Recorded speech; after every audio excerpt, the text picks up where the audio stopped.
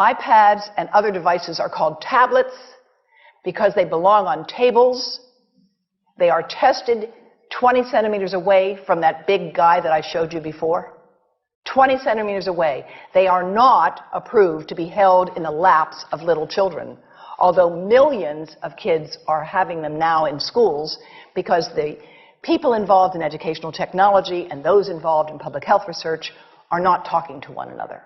Because if they were, they would understand that you're giving children a two-way microwave radiating device, and if you must give them such a device for learning purposes, put it on airplane mode so that it's not sending and receiving signals as it does otherwise. Now, this is some new modeling, again, that we've developed with colleagues in Brazil, and we can share with you how we've done it. We first start out with the MRI and create the model with 1 millimeter voxels, and this is quite a bit of work goes into creating this, and here is what it looks like after a period of 6 minutes. And that's really not as bad as it might look, because you see the red area only gets partway through the eye of the adult, right? The one that we're really concerned about is this one with the young child. And this is a 3-year-old brain that we modeled. And you see that by the end of that 6-minute call, the peak radiation, yellow and red, is getting all the way into almost both eyes. And again, this is one call, and it's not going to kill anybody.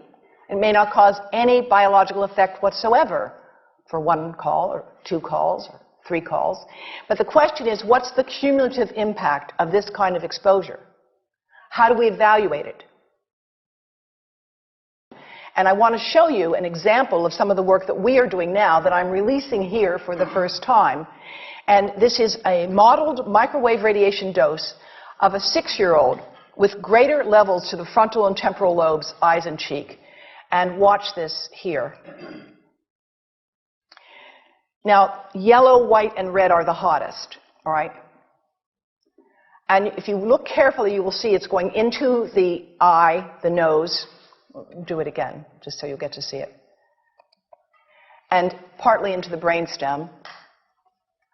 Now, that's just showing you that there's going to be some exposure into that area of a young head. It doesn't tell you that there's any biological effect, right? Now, the next slide is going to show you something that might be of interest to students and faculty here.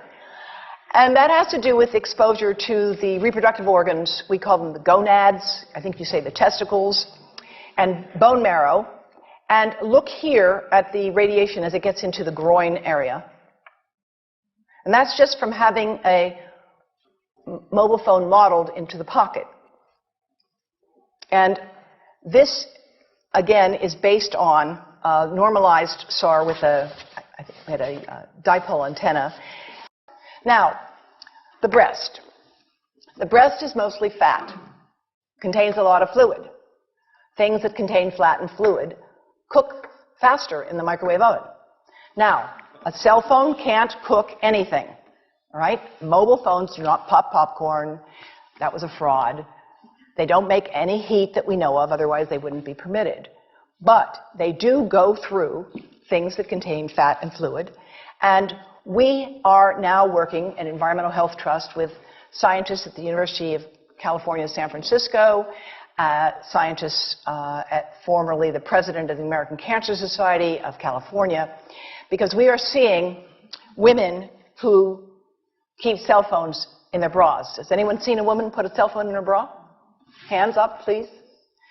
Please tell them you've heard now why they shouldn't do that. And here I want to show you our first case report from 2009, and we now have many more. This was a Chinese-American woman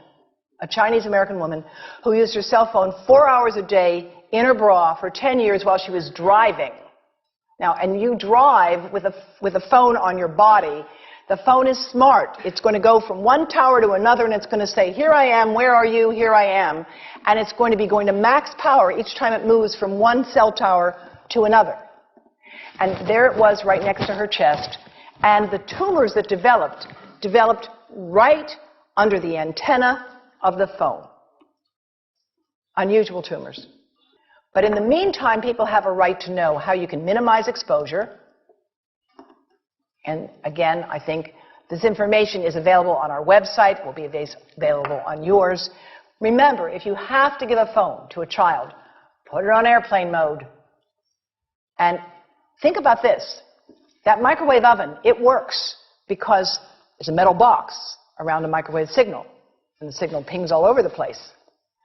Next time you get into an elevator or a train for any length of time, put your phone on airplane mode. Otherwise, that signal is going all over the place, magnifying and coming back. Keep the mobile phone away from you when it's on and you are asleep. Now, it takes a village to do a lot of things.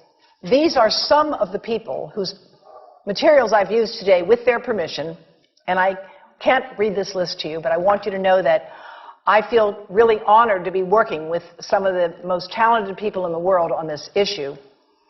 And they have given me permission to share these materials with you. And I leave you with this thought from Albert Einstein. The world is not dangerous because of those who do harm, but because of those who look at it without doing anything. So, thank you.